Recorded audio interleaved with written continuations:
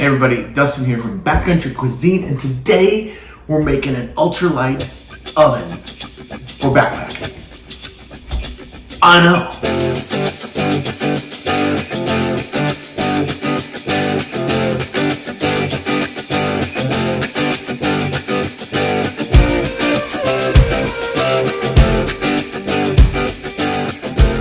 Alright, so years ago, there was a company called Outback Oven. They made this really cool contraption where you had this dome you could put over top of your fry pan. So they got a fry pan from them, lid, a flame spreader and heat disperser, and then a riser bar. Put that on top, you put the dome like so, like that, bam, and you were cooking in an oven. But you can backpack with it and make amazing meals. So pretty cool. Problem is, Outback Oven went out of business. As I figured out how to make it out of material called carbon felt. This is stuff that plumbers use to totally flame proof. It's awesome. It's really good. And so we're gonna make one out of that because then it won't melt, right? Because I use any other kind of fabric, it's going to melt. All right, let's get to it.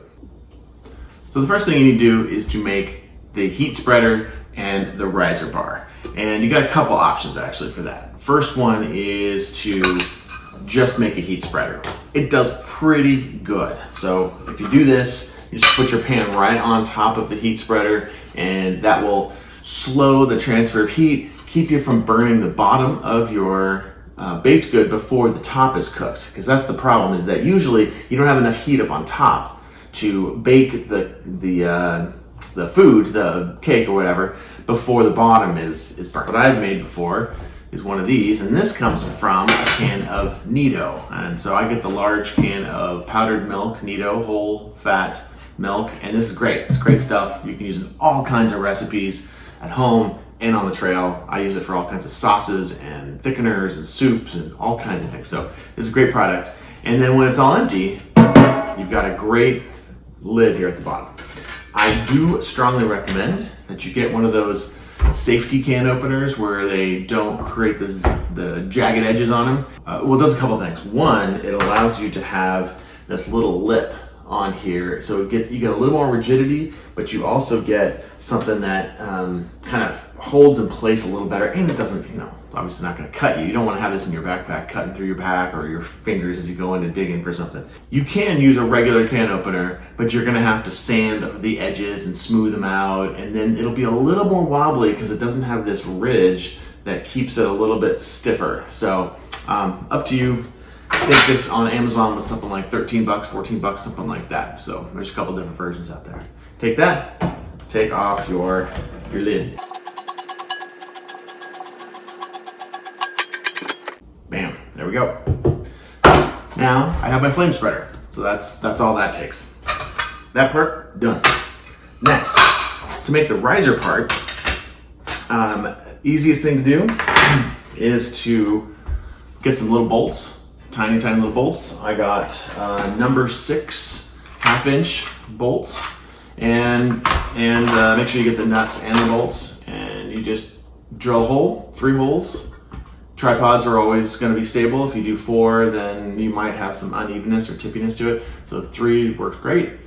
Drill a hole, put your bolt through, tighten up the nut, and now you have a tripod that allows your pan to sit up away from it. And what that does is it separates that heat even more. So sure, the air is gonna be really hot underneath this, or on top of this, but way less so than if the pan was straight on top like that. So it just gives you a little bit more buffer, a little bit less likely to burn the bottom of your pan, or your baked good. Awesome. All right, so now we've got our flame spreader and riser. Okay, last and definitely the most complicated is to make the parka top. That's gonna go over top of your pan and your lid. You're gonna sew little triangles, 6 little triangles along one section of this piece of fabric. So you have these little channels here where the air can come up and through, and while it's doing that, it's gonna escape out the top. You need a vent, but it's gonna keep that air really hot on top of the lid. The basics of it, you're gonna take your carpet felt and you're gonna cut yourself a rectangle. So it's an easy cut on this side. What size rectangle do you need? Well, it depends on the size of your pan and your lid. So I'm gonna walk you through. I kind of come up with a little bit of an equation to help you with it. The basics are that you're gonna need to know the height of your pan and the lid. You're gonna need to know the height of the spacer. So you need to know this total height. You're gonna need to have a little bit of space underneath that, a little bit more fabric underneath that, so that when the flame comes up and hits here, it actually hits that side that's coming down far enough to come up and around. So you need that. Plus you need this part. You're gonna need this distance right here. So that's gonna come up over part of your lid. Then for the length, for how wide you want your rectangle, that has to do with the circumference around your pan. So let's do some math, shall we? All right, so let's start off with the total height of the pan, the lid, and the spacer that I've got here. So if I go all the way down to the bottom here, and I measure up, I'm looking at about 3.5-ish inches. Not that important to be super exact, but about 3.5 inches there. All right, so that's my height. Now I want to add at least 1 inch below that, so that that fabric comes down below this spacer, because again, the flame's going to come up and hit that spread out. I want it to hit the fabric and then come up the side. So because that's 3.5, I'm going to go at least 4.5, but I'm choosing to go 5 because I'd rather have a little bit more sticking out underneath at the bottom.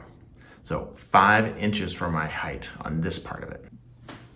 All right, so now I need to know how far it is from center to the outside.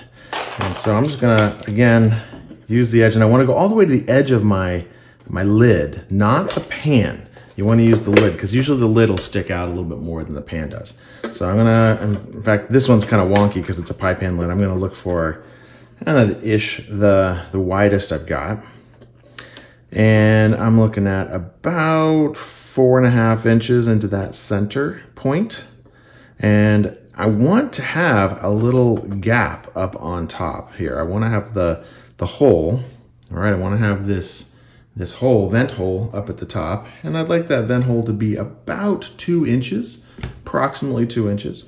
So if I have a 4.5 here, then if I go to 3.5, it'll end up being about a 2-inch gap up on top. So I'm gonna go with 3.5 inches. I'm gonna go with 5 inches for my height, 3.5 for my width here. So I know I need 8.5 total for the height of my material.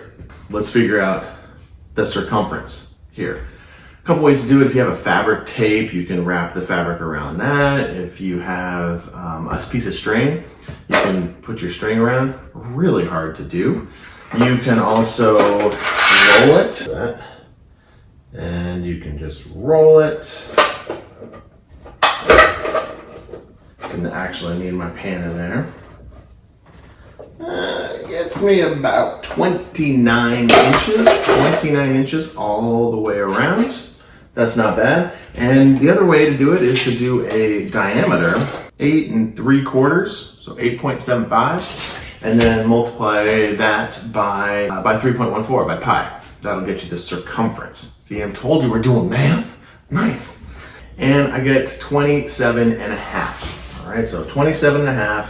I think when I rolled it, I got 29. So pretty close, and I could feel my thing kind of slipping and sliding a little bit. So that's not the best way to do it, is the rolling thing. But, you know, somewhere between 27.5 and 29. So let's just say 28, something like that, 28, 29.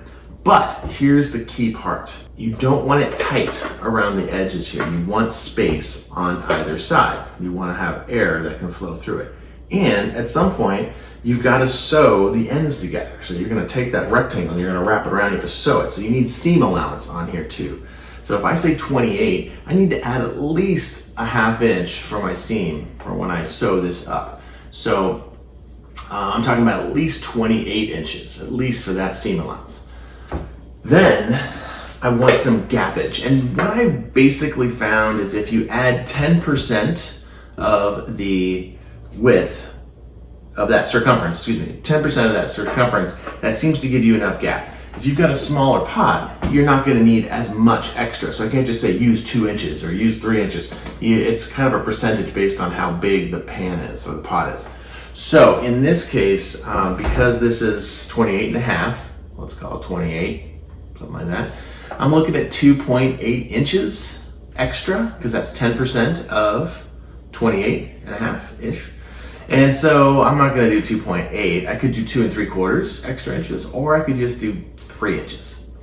I have not had issues with it being too wide, really. I mean, you can get extreme, right? If I try to put this thing on top of this pan, I mean, that's ridiculous. But it's better to be a little too big than it is to be a little too small. Because if it's too small, it won't fit. You'll struggle to get it on, and then it's a pain in the butt. So, because I've gotten 28 inches, I'm going to add an extra 3 inches. 2.8, round up to 3, make my math easier. So now instead of 28, I'm going with a 31-inch length. 31-inch length for my rectangle. All right, now that you have your measurements, you know how much to order, right? So now you can order up your piece because they do come in different sizes and dimensions. There are also 2 different thicknesses. There's one that's about a 1/4 inch thick, and this one's, I don't know, maybe an 1/8, maybe 3/16, something like that. I personally like the thinner one because it's less bulky in your pack, but it's really not much more weight. Is it more efficient heat-wise? Maybe to have the thicker one, maybe, but I don't actually think it's going to be that big a deal because it's more about the air that's flowing through than it is about holding in that air. Maybe I'm wrong, but I think you're going to be fine with the thinner one, and it will pack down a little smaller. So I'm going with thinner ones myself. So I'm going to do the 8.5 first. Important thing to know is that it is not essential to get this exact. There's nothing about exact. Again, if anything, I would go a little bit bigger, a little bit larger than I would smaller, because if it's too small, you're going to have to start over again, and that's a lot of material wasted. Measure your mark. 8.5 is what I've got. So I'm going to measure 8.5 there, and then I'm going to measure 8.5 over here, like that. I'm using these little sewing clips. They're super handy and really nice. I like these a lot. And then you just fold it on that edge. Double check that this is 8.5 here. That's more like 8.25. So again, if anything, I want to go a little bit on the big side. I'll fold that down. Try it again. There's 8.5. That looks like 8.5. And that's 8.5. So that feels good. So now I can just clip these. That's going to hold it all in place while I'm using my scissors.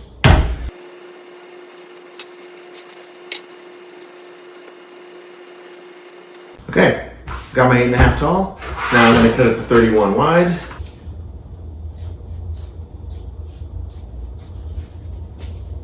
Now it's time to make these little triangles, these little pleats in here. I have found that 6 works better than 8. 8 is too many. And I'm thinking about breaking this up into 6 equal parts, right? 6 equal pleats. Then 31, we're looking at just over 6 inches, right? Just barely over 6 inches. But these 2 ends need to be 3 inches because I'm gonna have 3 on this side and 3 on this side. So just kind of the marker is gonna be at 3 inches.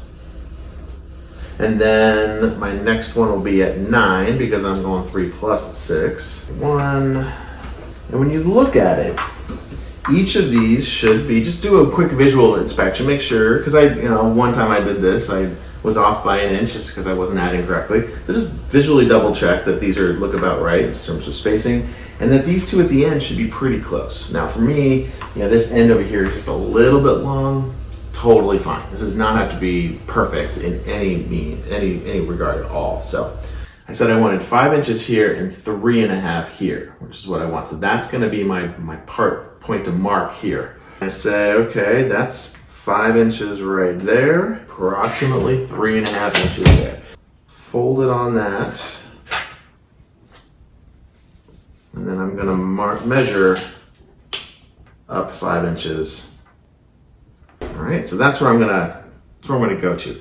And then in terms of the height of it, I found about 1.5 inches seems to work well. This height between where the sewing is going to end and the end of that pleat is. And so it's about 1.5 inches or so. So now I have my triangle points laid out. What I'm gonna do is I'm gonna start sewing here, and I'm gonna sew over to this edge right here. And now I just have to mark out all the rest of these. An easy way to, once you've got the first one measured, you can just match it with the next one by folding it up to that point. So that's a nice easy way to get your measuring done.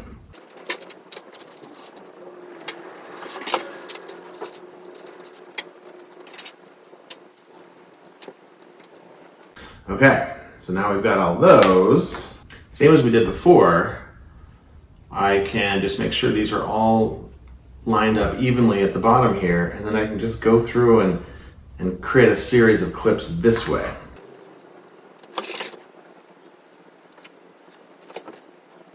All right, so let's talk thread. I got 2 different types of thread because I just wanted to try and see which one was better. I found some Kevlar thread, and that's what I made a couple of these out of, was with Kevlar thread, and that worked great. So far, so good. I haven't had any melting issues. If you use regular thread, it will melt. So especially down here at the bottom, where you have the hottest air coming by, and maybe sometimes even a flame will come and get it, they'll just melt or burn, and then it comes separated like this. It still works.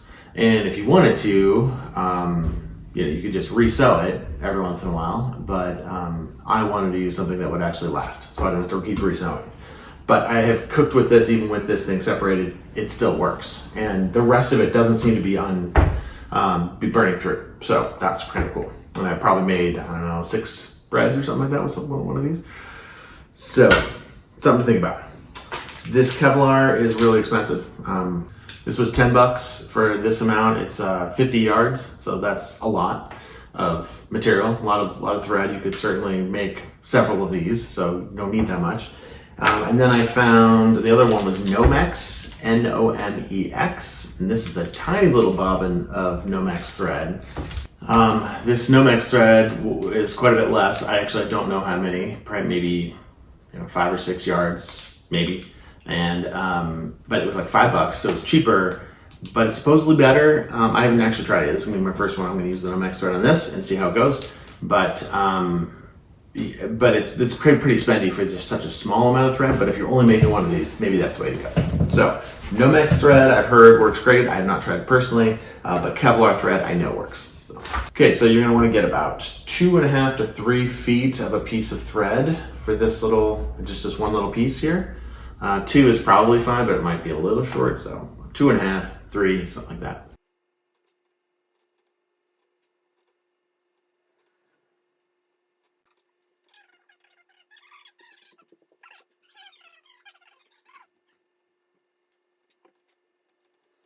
Okay, 1 down, 5 to go. Okay, so I've got them all the pleats sewn now, so it's gonna look something like this, like a little skirt. And now we're gonna bring it around, and we're gonna sew this last little part in here. And what ended up happening is now my hole at the top is way too big, so not good enough. That's way too big.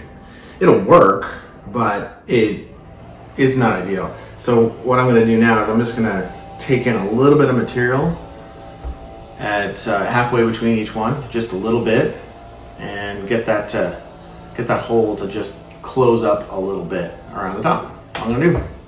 All right, so I added in these little extra pleats in here just to take that hole in a little smaller, make it a little smaller. I could have even done more because it's still relatively big. So, but that's it. That's how you do it. I've done this video 3 times now, and every time it comes out a little bit differently. I can't figure out how to get these pleats to be consistent for me, but you know what, it works. That's really all that matters, right? So this is gonna bake up something amazing. I know it will work awesome.